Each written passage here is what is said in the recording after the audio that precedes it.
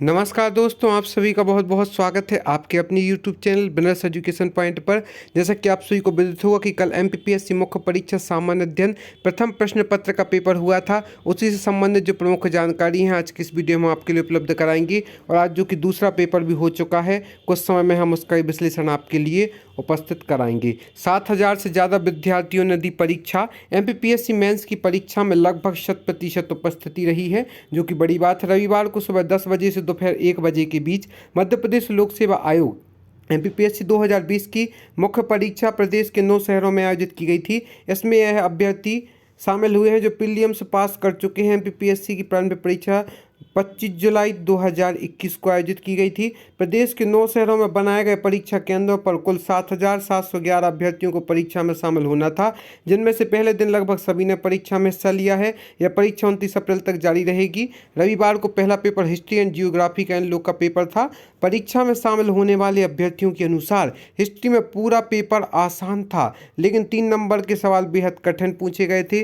Geography में भी कुछ सवाल कठिन थे।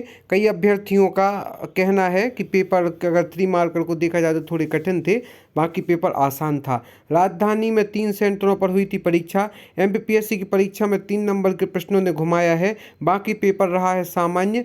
रातापानी में रविवार को सुबह 10 बजे से 1 बजे के बीच मध्य प्रदेश लोक सेवा आयोग मुख्य परीक्षा का आयोजन किया था। रविवार को पहला पेपर हिस्ट्री का था, दूसरा जियोग्राफी का था। इसमें 3 नंबर के प्रश्न रहे वह कठिन हुए हैं। लगभग 1200 के आसपास अभ्यर्थियों ने पेपर यहाँ पर दिए हैं और प्रश्न कठिन थे। और पेपर जो अभ्यर्थी वहाँ पर रहे उनका प्रश्न तो कठिन थे, पेपर लेकिन सामान्य था, ना ऐसे विशेष कठिन कह सकते हैं ना सामान्य। 3 मार्कर थोड़े से कठिन थे, पेचीदा थे जो समझ में नहीं आ रहे थे। बाकी 5 मार्कर 11 मार्कर फिर भी अभ्यर्थियों के हिसाब से व्यवस्थित थे। तैयारी की थी तो वो अपनी तैयारी से कुछ संतुष्ट हैं, कुछ असंतुष्ट हैं। MPPSC 1117 अभ्यर्थी हुए शामिल, कहा कुछ प्रश्न छोड़कर पेपर आसान था। भोपाल में जो जितने भी अभ्यर्थी थे सभी ने व्यवस्थित दिया है। दोनों पेपर के सभी प्रश्न आसान थे, लेकिन 3 नंबर के सवाल कठिन थे। हालांकि जिसने अच्छी तैयारी की है वह उन्हें हल कर लेगा, संजय पाटिल ने कहा है। इस बार से एक्यूरेट आंसर राइटिंग का पैटर्न था कि आपका उत्तर जैसा, मतलब आपको जितने शब्द या लाइन दिए गए हों उससे आपको अतिक्रमण नहीं करना था, उसके अंदर ही आपको व्यवस्थित रूप से आंसर राइटिंग करनी थी। इतिहास से कुछ प्रश्न कठिन लगे, 3 अंक प्रश्न उलझाने वाले थे। सभी सवाल पाठ्यक्रम से पूछे गए थे, कोई अलग से प्रश्न नहीं आया था, मतलब सिलेबस से बाहर कोई प्रश्न नहीं आया था।